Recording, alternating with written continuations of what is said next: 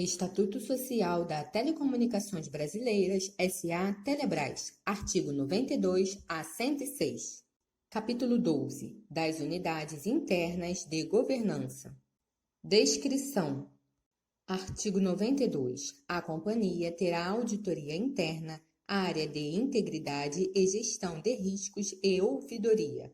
Parágrafo único. Os titulares das áreas poderão permanecer no mesmo cargo pelo período previsto na Resolução CGPAR número 21, de 18 de janeiro de 2018. Artigo 93. O Conselho de Administração estabelecerá a política de seleção para os titulares dessas unidades, com assessoramento do Comitê de Pessoas, Elegibilidade, Sucessão e Remuneração. A auditoria interna. Artigo 94. A auditoria interna vincula-se ao Conselho de Administração, sendo que a designação, nomeação, exoneração ou dispensa de seu titular será submetida pelo diretor-presidente da companhia à aprovação do Conselho de Administração e, após a aprovação da Controladoria Geral da União. Artigo 95. A auditoria interna compete, além de outras atividades. Inciso 1. Executar as atividades de auditoria de natureza contábil, financeira, orçamentária, administrativa, patrimonial e operacional da companhia. Inciso 2. Propor as medidas preventivas e corretivas dos desvios detectados.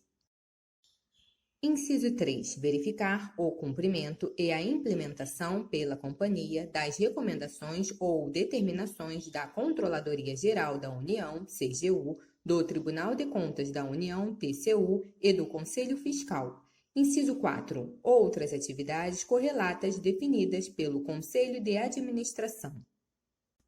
Inciso 5. Aferir a adequação do controle interno à efetividade do gerenciamento dos riscos e dos processos de governança e a confiabilidade do processo de coleta, mensuração, classificação, acumulação, registro e divulgação de eventos e transações, visando ao preparo de demonstrações financeiras e, inciso 6, avaliar se a estrutura de controle de fraude e corrupção é adequada e funciona de forma econômica.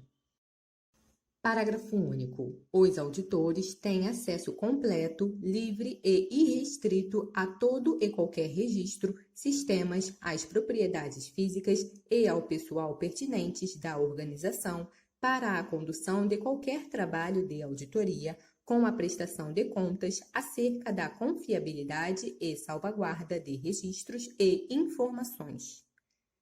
Artigo 96. Serão enviados relatórios trimestrais ao Comitê de Auditoria sobre as atividades desenvolvidas pela Gerência de Auditoria Interna. Área de Integridade e Gerenciamento de Riscos. Artigo 97. A área de integridade e gerenciamento de riscos é vinculada diretamente ao diretor-presidente e será conduzida por ele próprio ou por outro diretor estatutário, que poderá ter outras competências, conforme vier a ser definido no regimento interno da companhia. Parágrafo único. A auditoria interna atestará se a área de integridade e gerenciamento de riscos possui orçamento e estrutura adequados às suas atividades e ao porte da companhia. Artigo 98. A área de integridade poderá se reportar diretamente ao Conselho de Administração em situações em que se suspeite do envolvimento do diretor-presidente em irregularidades ou quando este se furtar à obrigação de adotar medidas necessárias em relação à situação a ele relatada. Artigo 99. A área de integridade e gerenciamento de riscos compete. Inciso 1. Propor políticas de integridade e gerenciamento de riscos para a companhia, as quais deverão ser periodicamente revisadas e aprovadas pelo Conselho de Administração e comunicá-las a todo o corpo funcional da organização. Inciso 2. Verificar a aderência da estrutura organizacional e dos processos, produtos e serviços da companhia às leis, normativos, políticas e diretrizes internas e demais regulamentos aplicáveis. Inciso 3. Comunicar à diretoria executiva, aos conselhos de administração e fiscal e ao comitê de auditoria a ocorrência de ato ou conduta em desacordo com as normas aplicáveis à companhia. Inciso 4. Verificar a aplicação adequada do princípio da segregação de funções, de forma que seja evitada a ocorrência de conflitos de interesse e fraudes. Inciso 5. Estruturar, implementar e disseminar o Código de Conduta e Integridade, conforme artigo 18 do Decreto nº 8.945, de 27 de dezembro de 2016, fiscalizando o seu cumprimento, bem como promover treinamentos periódicos aos empregados e dirigentes da companhia sobre o tema, sem prejuízo da eventual existência de comitê específico para a avaliação de infrações e aplicação de medidas disciplinares.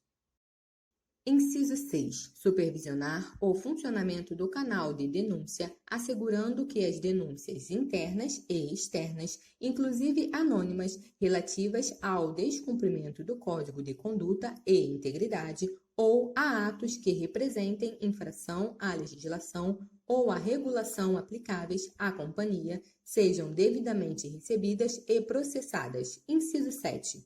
Coordenar os processos de identificação, classificação e avaliação dos riscos a que está sujeita a companhia. Inciso 8. Coordenar a elaboração e monitorar os planos de ação para mitigação dos riscos identificados, verificando continuidade, a adequação e a eficácia da gestão de riscos. Inciso 9. Estabelecer planos de contingência para os principais processos de trabalho da organização.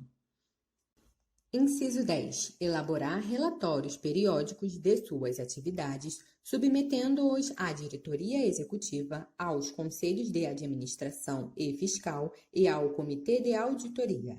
Inciso 11. Disseminar a importância da integridade e do gerenciamento de riscos, bem como a responsabilidade de cada área da companhia nestes aspectos.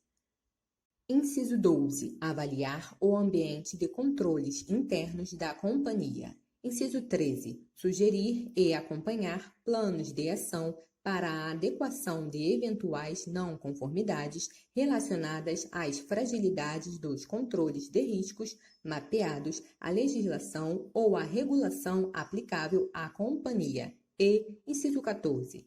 Outras atividades correlatas definidas pelo diretor ao qual se vincula. Parágrafo 1º. A área de integridade e gerenciamento de riscos na atividade de controle interno deve auxiliar os administradores e empregados na manutenção de um ambiente de controles internos íntegro, de forma que a companhia atue com eficiência e efetividade operacional, confiança nos registros, dados e informações, em conformidade e com abordagem baseada em risco.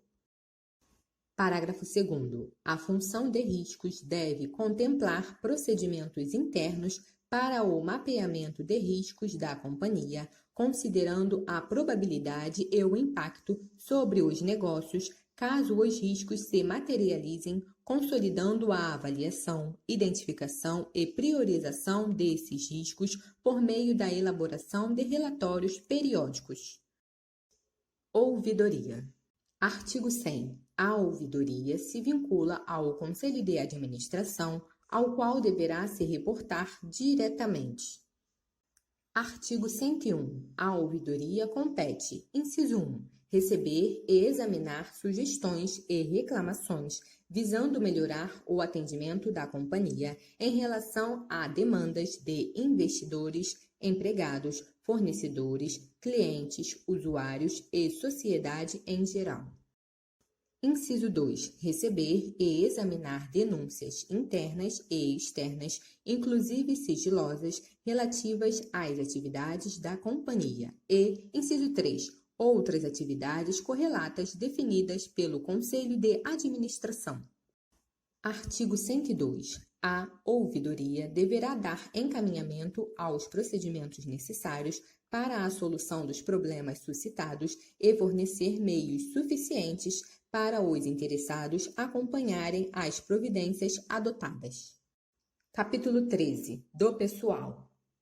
Artigo 103. Os empregados estarão sujeitos ao regime jurídico da Consolidação das Leis do Trabalho, CLT, à legislação complementar e aos regulamentos internos da companhia. Artigo 104. A admissão de empregados será realizada mediante prévia aprovação em concurso público de provas ou de provas e títulos. Parágrafo 1º. Os requisitos para o provimento de cargos, exercício de funções e respectivos salários serão fixados em plano de cargos e salários e plano de funções.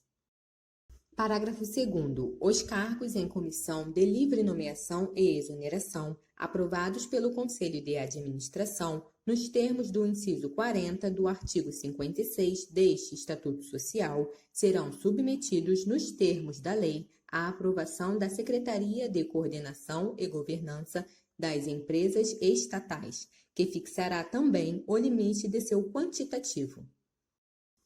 Capítulo 14. Das disposições finais.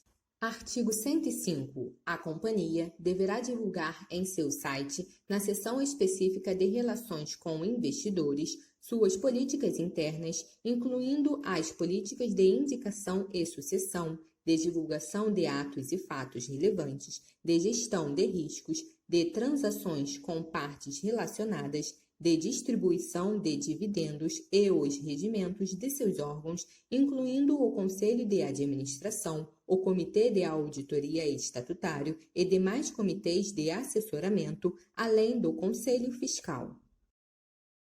Artigo 106. Em caso de extinção da companhia, seus bens, direitos e obrigações reverterão à União e aos acionistas na proporção de suas participações.